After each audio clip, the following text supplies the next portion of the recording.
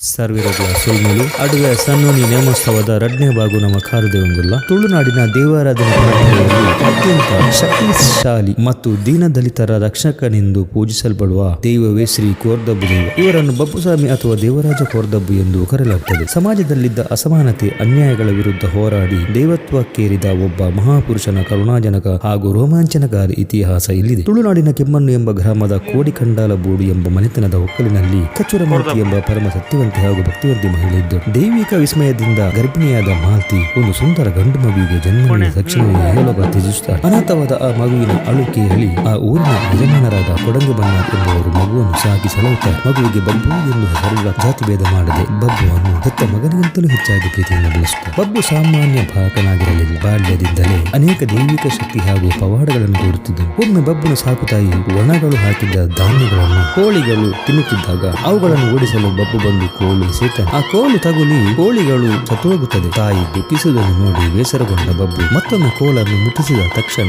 ಎಲ್ಲಾ ಕೋಳಿಗಳು ಪವಾಡ ಸದೃಶವಾಗಿ ಬದುಕಿಯುಳುತ್ತವೆ. ಅಂದಿನಿಂದ ಆತನಿಗೆ ಕೋರ್ದಬ್ಬು ಎಂದು ಹೆಸರು ಬಂತು. ಬಬ್ಬು ಗಿಡಮೂಲಿಕೆಗಳ ರಹಸ್ಯವನ್ನು ಅರಿತು ಊರಿನ ಜನರ ರೋಗ ರುಜಿನಗಳನ್ನು ಗುಣಪಡಿಸುತ್ತಿದ್ದನು. ಆತನ ಅದ್ಭುತವಾದ ಕೈಗುಣವನ್ನು ಕಂಡು ಜನ ಆತನನ್ನು ವೈದ್ಯನಾಥ ಎಂದು ಕರೆಯತೊಡಗಿದರು. ಎಲ್ಲಿ ಬಾಯಿ ತೋಡಿದರೆ ನೀರು ಸಿಗುತ್ತದೆ ಎಂದು ನಿಖರವಾಗಿ ಹೇಳುವ ಜ್ಞಾನವು ಆತನಿಗೆ. ಕೋರ್ದಬ್ಬನ ಕೀರ್ತಿ ಮತ್ತು ಜನಪ್ರಿಯತೆ ದಿನದಿಂದ ದಿನಕ್ಕೆ ಹೆಚ್ಚಾಗುತ್ತಿರುವುದನ್ನು ಕಂಡು ಕಟಪಾಡಿಯ ಅರಸ, ಕಟಪಾಡಿ ಅಂದರೆ ಉಡುಪಿಯಿಂದ ಮಂಗಳೂರಿಗೆ ಹೋಗುವ ದಾರಿ, ಸರಿಸುಮಾರು ಉಡುಪಿಯಿಂದ 5-6 ಕಿಲೋಮೀಟರ್ ಇರುವ ಕಟಪಾಡಿ ಅರಸ ಹಾಗೂ ಕೆಲವು ಸ್ವಾರ್ಥಿ ಜನರಿಗೆ ಅಸೂಯೆ ಆತನನ್ನು ಮುಗಿಸಲು ಸಂಚು ರೂಪಿಸಿದರು. ಒಮ್ಮೆ ಕಟಪಾಡಿ ಅರಸನು ತನ್ನ ರಾಜ್ಯದ ಬತ್ತಿ ಹೋಗಿದ್ದ ಬಾವಿಯೊಂದರಲ್ಲಿ ನೀರು ತರಿಸಿಕೊಳ್ಳುವಂತೆ ಕೋರ್ದಬ್ಬುವನ್ನು ಆಹ್ವಾನಿಸಿ ಕೋರ್ದಬ್ಬು ಬಾವಿಗೆ ಇಳಿದು ತನ್ನ ದೈವಿಕ ಶಕ್ತಿಯಿಂದ ನೀರು ಉಕ್ಕಿ ಬರುವಂತೆ ಮಾಡುತ್ತಾನೆ. ಆದರೆ ಅದೇ ಸಮಯಕ್ಕೆ ಅರಸನ ಸೈನಿಕರು ಕ್ರೂರತನದಿಂದ ಬಾವಿಯ ಮೇಲ್ಭಾಗವನ್ನು ಒಂದು ಭಾರೀ ಕಲ್ಲಿನ ಚಪ್ಪಡಿಯಿಂದ ಮುಚ್ಚಿ ಆತನನ್ನು ಜೀವಂತವಾಗಿ ಒಳಗೆ ಸಿಲುಕಿಸುತ್ತಾರೆ. ಬಾವಿಯೊಳಗೆ ಸಿಲುಕಿದ ಕೋರ್ದಬ್ಬು ತನ್ನನ್ನು ರಕ್ಷಿಸುವಂತೆ ದೇವಗಳಲ್ಲಿ ಪ್ರಾರ್ಥಿಸುತ್ತಾನೆ. ಆಗ ಅಲ್ಲಿಗೆ ಬಂದ